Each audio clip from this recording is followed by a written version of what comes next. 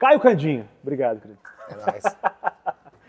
Caio Candinho, que é muito mais velho do que eu, inclusive. Ah, não fala assim, cara. Estudávamos juntos, você estava uma sala Não acima fala de mim, cara. assim, cara. Cara, nunca te perguntaram assim, com essa idade, pastor, cara? Direto, cara. Sempre as pessoas olham e falam, cara, aquele é teu pastor? E as pessoas que caminham comigo falam assim, é meu pastor. Mas de camisa florida, aquele ali aquele ali mesmo. Cada um tem o pastor que merece, né, cara? Eu digo isso. Cada um tem. Que legal, Caio. Uma honra receber aqui. É um prazer. Cara, que legal. Ô Caio, a gente estava conversando agora nos bastidores sobre a manipulação que alguns líderes fazem e que, se a gente for honesto, a gente é tentado a fazer isso também. Se a gente for honesto, a gente é tentado a isso, mas o Senhor tem dado graça para a gente não fazer isso. Por que acontece isso? Por que as pessoas são manipuláveis, Caio? Sabe o que acontece, Lucas? A gente tem que partir de um pressuposto que Jesus nos chamou à liberdade. Esse é o ponto inicial. Eu vejo muito como uma cultura de sempre a gente querer levantar os Moisés entre o povo e Deus. Então, eu tenho falado muito com as pessoas que caminham comigo, falo, cara, você foi chamado para a liberdade. Não se contente de viver da migalha de mãos de pessoas se Jesus já preparou um banquete diante de você. A gente precisa entender que tem um banquete preparado. Salmo 23 vai falar que preparou uma mesa perante os nossos inimigos. Pensa, eu sempre que eu leio esse texto, eu penso nessa mesa como a mesa que Jesus preparou para mim e para ele, sim, na presença dos inimigos, porque a palavra vai falar que Satanás, o inimigo das nossas vidas, ele está ao derredor buscando a quem tragar. Mas tem uma mesa preparada, existe um alimento que é puro, que é santo e que não é alguém que vai pegar e vai servir, é o próprio Jesus que preparou essa mesa e nos serve. Então, eu sempre vejo que pessoas, elas colocam outras pessoas, porque é muito mais fácil, concorda? Que muito mais fácil falar assim, Lucas, eu devo ir à praia, eu devo visitar. Então, a gente tem isso enraizado dentro da gente. Pessoas que sempre buscam a opinião. E eu acho que é uma via, a gente estava conversando isso nos bastidores, né? É uma via de mão dupla. Para que alguém seja manipulado, existe um manipulador, mas existe também aquela pessoa que se permite aquilo. Eu acredito que nós somos chamados à liberdade, cara. Eu acredito realmente que Jesus preparou algo muito incrível e muito lindo pra gente. E não é para ficar entregando isso de mão beijada para qualquer pessoa, sabe? Eu acho que é uma tendência, a gente quer sempre terceirizar as decisões da vida, porque a gente meio que joga a responsabilidade para o outro, né? O que é assustador quando você pergunta sobre é para ir para a praia ou não é para a praia, você falou isso, praia? É porque às vezes o cara fala não. Não, eu falo que já aconteceu comigo. Assim, antigos pastores e líderes, nossa, eu queria ir para a praia com fulano, ciclano. Não, eu acho que não é sadio você ir. Hoje eu olho isso e falo assim, cara, eu deixava isso. Eu não os culpo, eles aprenderam da maneira deles. E eles tiveram uma parcela de crescimento muito grande na minha vida. Mas algumas coisas foi eu que permiti. Eu que deixei com que isso acontecesse. Mas quando a gente era menino, a gente pensava como menino, mas agora exatamente. A maturidade na palavra veio. Mas aí eu fico pensando, essa maturidade com o nível de idade, então você tem pessoas hoje de 50, 60, 40 anos que se submete a isso. Mas é muito mais fácil. É muito mais fácil alguém ditar algo sobre a tua vida do que você buscar diante da presença de Deus e pedir para que o Espírito Santo venha e mostre para você. Convém ou não convém? É sadio ou não é sadio? Vai te acrescentar algo ou vai te fazer recuar em algo? Então eu acho que esse pensamento nos leva a uma maturidade que faz com que a gente quebre esse ciclo de manipulação no nosso meio. Também.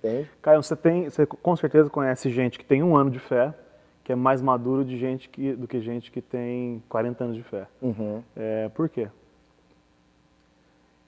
Cara, eu acho que a gente vai crescendo conforme a gente vai vivendo o Evangelho, e se a gente se depara com o Evangelho que é genuíno, que é simples, mas que também é puro, que traz uma realidade de que a cruz leva o pecado do homem, leva todas as coisas, mas ainda existe uma cruz para carregar.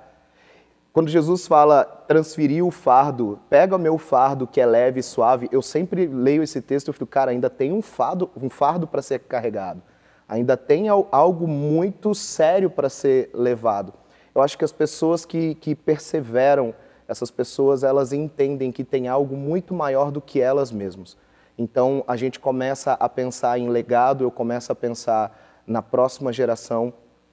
Eu sou cristão, posso dizer assim, evangélico, desde berço, se existe isso, né? Berço evangélico. Mas essa marca eu não conheço, cara, eu conheço outras.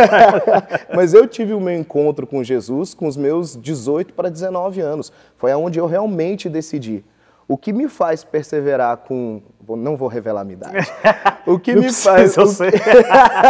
O que me faz perseverar é entender que agora eu tenho meu filho Pedro, é entender que agora tem uma igreja, tem pessoas que confiaram a mim como pastor, assim como confiaram a você como pastor, e a gente tem a oportunidade de levantar pessoas e deixar como um legado para a cidade, deixar como um legado para a sociedade. Eu quero ainda contemplar os meus netos ainda trilhando um caminho com Cristo, vivendo o evangelho do reino de Deus. Então, acho que o que define uma pessoa de 1 ano e uma pessoa de 40 anos, eu não consigo só definir esses 2 espaços de tempo, mas sim o caminho que ela vai fazer para percorrer, para chegar do 1 ano, ou da pessoa que acabou de aceitar Jesus como Salvador. Essa pessoa trilhar um caminho de 40 anos e chegar ao final da carreira dela e poder falar, eu combati um bom combate. Eu deixei também pessoas que vão continuar esse legado. Eu continuo marcando história e mesmo depois da morte, pessoas que ainda... Se você pegar a história de Billy Graham, ele ainda marca pessoas até hoje.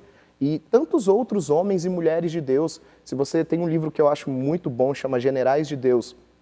E tem, cara, pessoas que marcam a história até hoje, porque entenderam que tem algo que Deus quer construir nas nossas vidas que é muito maior do que nós mesmos. E isso ecoa, vai ecoar ainda por muito tempo e vai fazer com que você até o final da tua vida, não importa se você tem 1 ano, 5 anos, 10 anos, isso vai fazer com que ecoe até o final da tua vida como algo assim, isso é grandioso para mim, isso é de Deus para minha vida e eu não abro mão de viver a plenitude e a perfeição do reino de Deus sobre a minha vida. E aí eu vou chegar a 50, a 60, eu vou chegar ao final da minha vida podendo contemplar isso. Só contar algo que para mim sempre me inspira. A nossa pastora, doutora Sara Hayashi, cara, uma senhora de mais de 70 anos e que ainda inspira crianças, inspira adolescentes, inspira jovens, inspira adultos, porque ela tem buscado a viver a plenitude da fé de Cristo na vida dela e todas as vezes que eu olho para ela, eu fico inspirado realmente de ver uma mulher, uma senhora, depois de tantos anos de ministério, poder olhar e falar assim, valeu a pena ver meu filho, valeu a pena ver meu neto. E o pastor Teófilo é fruto de uma mulher que resolveu dizer sim para Jesus e dizer sim acima de qualquer consequência. Então, parte do legado que eu vivo hoje é um legado que foi semeado que não foi preciso eu semear. Outras pessoas semearam, outros regaram, e hoje o que nós colhemos é fruto de pessoas que disseram sim há 40, 50 anos atrás, e nós desfrutamos disso hoje. Na verdade, se a gente for elevar as últimas consequências, há 1.800 anos atrás, há 2.000 anos atrás, a gente vai colhendo. Então é um sim atrás de outro sim. Uhum. Então eu acho que chegou a hora da gente parar de falar não. Chegou a hora da gente parar de passar essa responsabilidade para outras pessoas e ter Jesus encontrando em nosso coração aquilo que foi semeado há 2017 anos atrás. Senhor, eis-me aqui, envia-me a mim. Estou aqui. E eu digo sim para o Senhor hoje. O meu sonho, eu ministrava isso domingo, o meu desejo é falar sim para Jesus todos os dias, é aceitar Jesus todos os dias e aceitar essa realidade do reino dele sobre a minha vida todos os dias. Não só algo que, eu falei sim uma vez lá na frente, levantei minha mão e... Não, é algo que para mim hoje, Lucas, eu tenho entendido que é uma realidade diária. Eu acordo, eu falo, Senhor, eu digo sim para o Senhor hoje. Eu digo sim para tudo que o Senhor tem para a minha vida hoje. Eu digo sim para viver a plenitude do teu chamado na minha vida. Não viver daquela forma mecânica, porque se você vive de forma mecânica, você vai chegar depois de 10 anos, aí você tem a tendência a medir, o que foi que eu recebi, o que eu não recebi, eu acho que então não vale tanto a pena caminhar dessa maneira. E aí aquilo que era um sim tão lindo no começo da tua história com Jesus, começa a se tornar um não, por várias vozes e várias circunstâncias que você começa a deixar entrar na tua vida, entendeu? Bem, aos 18 anos, você que nasceu no berço evangélico, aos 18, 19 anos, eu não sei o que você falou, mais ou menos por 2001, 2002, por aí. Sim. Só para dar uma dica pro pessoal da sua idade. Ah, meu Deus. Meus amigos que... O que aconteceu, cara?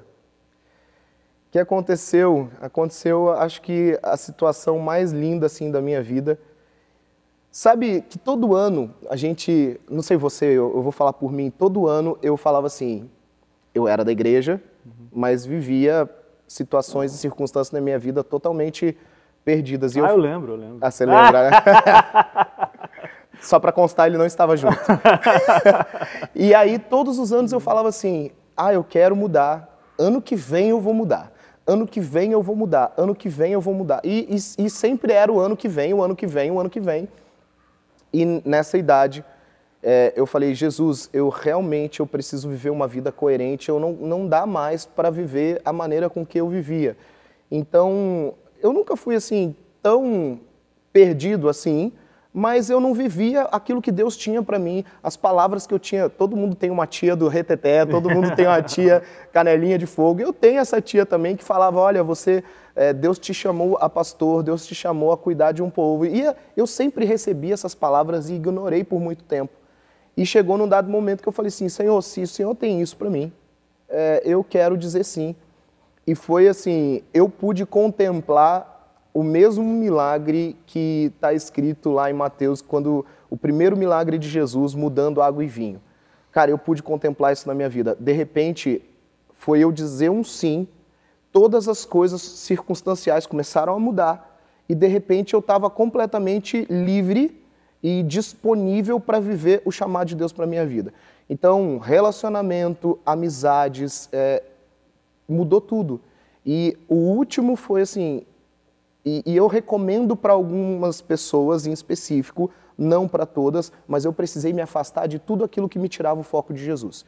Então, doeu um pouco, porque eu me afastei de amigos antigos, de amigos que cresceram comigo, mas eu precisava daquele momento. Eu passei por um tempo onde eu quebrei todos os meus CDs, lá por 2002, quando essa transformação, 2003, estava acontecendo. Quebrei todos os meus CDs de música que não eram cristãos. E eu fiz assim, eu mudei tudo. Mas eu tava, sabe quando você tá A intenção era boa. Você tá desesperado por mudança? Se for para ir nadando daqui na África para fazer missão, se alguém falasse para mim que era possível, eu iria. Eu estava disposto a uma mudança completa e Jesus fez assim, você quer? Então tá bom. Então eu vou dar todas as ferramentas possíveis para você. E aí começou a eu ter que dizer o meu sim para ele. E aí eu disse o meu sim, saí da escola na época, fui para outra escola, por vontade própria, eu abandonei, acabou um antigo relacionamento, então tudo aquilo que estava precisando que acontecesse na minha vida, para que eu tivesse uma transformação completa, realmente aí aconteceu e eu pude ver na minha vida Jesus mudando o meu dia, foi assim, do dia para a noite, eu decidi falar sim e a partir desse sim tudo começou a acontecer. Então, foi nesse período que eu passei um tempo em Belo Horizonte, junto com o pessoal da Escola do Clamor, onde para mim acrescentou muito, eu voltei muito transformado, e a partir daí eu comecei a ver, vez após vez. Nessa idade eu cancelei qualquer tipo de namoro e relacionamento, eu falava para Deus assim, agora eu vou esperar e eu vou ter a minha esposa, eu não quero mais me relacionar, eu não quero mais, agora eu quero casar. E já novo, foi aí que eu conheci a minha esposa, ministrando adoração na igreja. A conheci, ficamos muito tempo sendo grandes amigos. Eu recomendo isso para qualquer relacionamento. Ser amigo, amigo, amigo. E aí, o que tem que ser depois, Deus cuida. E aí a gente casou e foi aí. Minha grande transformação foi um sim que eu falei para o Senhor, falou assim, eu estou disposto. Ele viu verdade no meu coração. E a partir desse momento, tudo começou a virar e a se encaixar. E aí, a partir disso, eu não consigo mais dizer não. Não dá mais para olhar para trás e falar assim, teria sido melhor, teria sido... Não tem como ter sido melhor, não tem como viver melhor tendo outras decisões do passado do que vivendo aquilo que Deus tem para mim hoje. Então, eu não consigo mais olhar para o meu passado e falar que poderia ter sido diferente.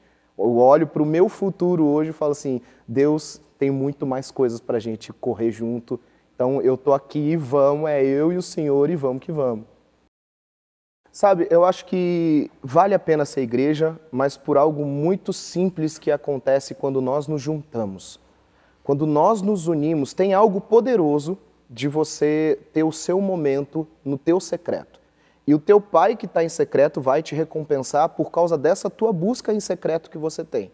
Mas tem algo poderoso que acontece quando nós nos juntamos. A grande explicação de aquilo que você vive de forma individual e que é totalmente diferente daquilo que nós vivemos de forma corporativa.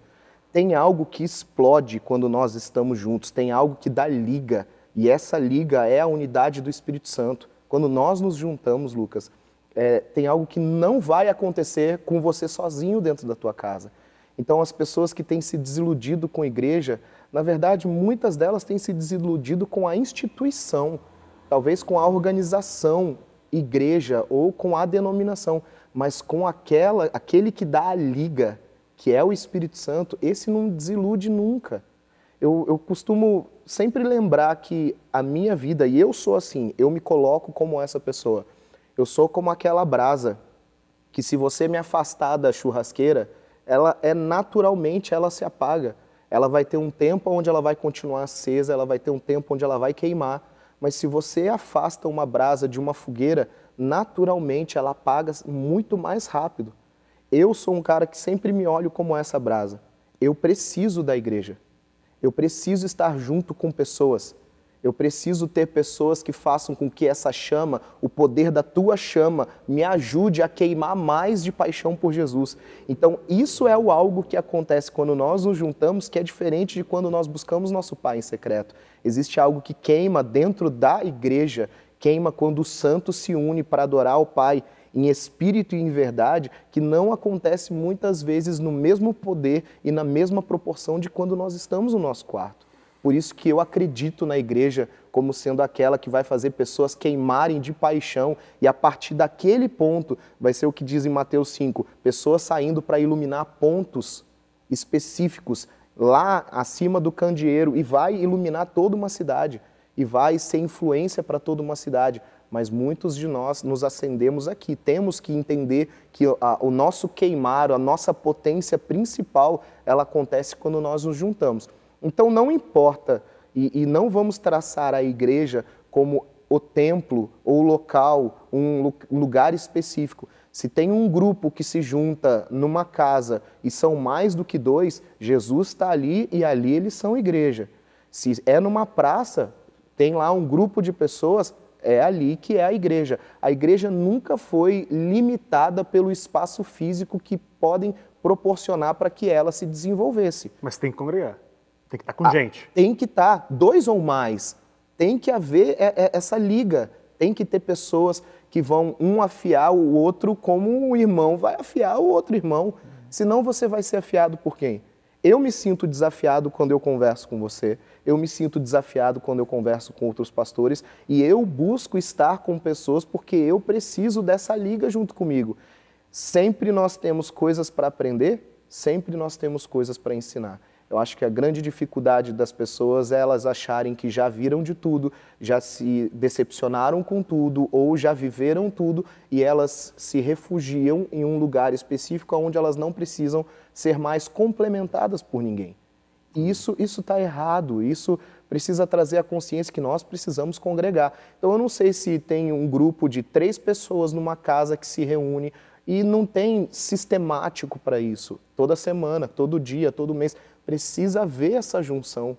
Não importa se é no Brasil, que nós temos total liberdade de nos juntar, como eu tenho um amigo que está juntando milhares de pessoas na Praça Roosevelt de São Paulo, ou se é na China, onde as pessoas precisam se juntar no meio de buracos, no meio do nada, para não ser descobertos.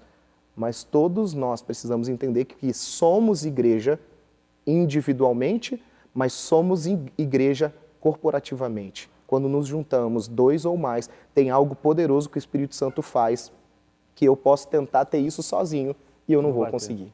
Então aqui é igreja. Aqui é a igreja. Agora é o momento da oferta, então. Mentira! Vamos lá. Não. Caião, obrigado, cara. Obrigado Cara, é uma tá honra estar com você, é uma honra poder participar disso que está acontecendo na vida de vocês. E toda vez que eu vejo o nome de vocês, eu falo assim, é isso. É simples, é puro, Amém. é santo e é parte do legado que Deus tem para transformar toda uma sociedade e todo mundo, por que não? Porque chegamos agora a todos os lugares Amém. através de mídias sociais e tantas outras ferramentas. Amém. Obrigado, Caião. É nóis. Com você, cara. Eu também, cara.